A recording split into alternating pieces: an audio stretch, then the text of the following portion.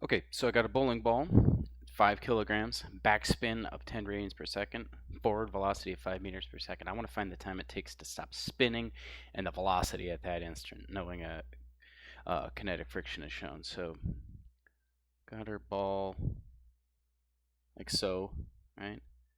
I've got a mass of the ball, mg, acting straight down.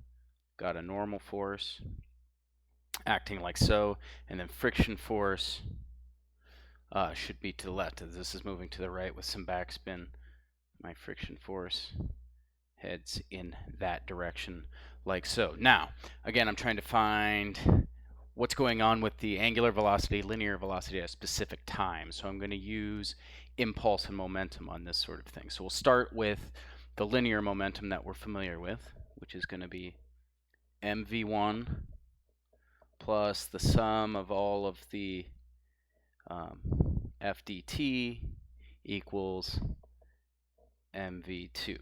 Okay.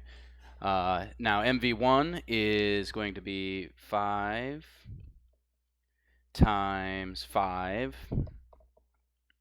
Okay. My friction in the x direction, I only have, my impulses in the x direction, I only have friction. It's going to be in the negative direction. So it's going to be negative that force, which is going to be mu k times n, which is just going to be mg, which is going to be 5 times 9.8, and that's the only friction. It's constant, so I don't have to worry about the integral. Okay, but I don't know how long it acts. That's one of the things I'm trying to find. And the other thing I'm trying to find is the velocity, which is given right here in the momentum, which is going to be 5 times v2. So again, here's an equation with velocity and time.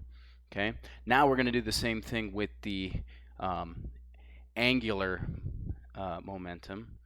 So I've got ig omega 1 plus the sum of all the angular impulses equals I g omega 2. Okay, so for a sphere, the moment of inertia about its centroid is 2/5 m r squared, where r is 0.1 squared. So that's the I. And again, this guy's got a positive, which is backspin, but that's counterclockwise, positive angular velocity of 10. Okay, now the only thing creating moments, again, is that friction. Okay, it's creating it in the negative direction. It's 0.1 away, 100 millimeters. Then that's going to be times mu k times mg, which is the normal force. And again, this is constant. That friction force is constant. The distance away is constant, equals t. Okay, now this equals I omega.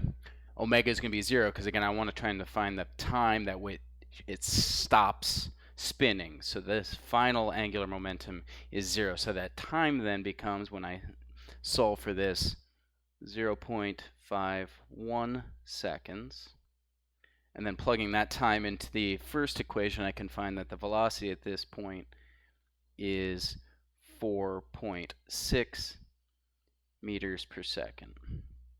So you can see it slowed down a little bit as it stopped rotating. Eventually it'll start rolling without slipping, not at this time, a little time later. So again, remember that momentum is used when we have velocity at a specific time, and it's a vector. So I've got momentum in the x direction, momentum in the y direction, and an angular momentum for which I can apply equations to.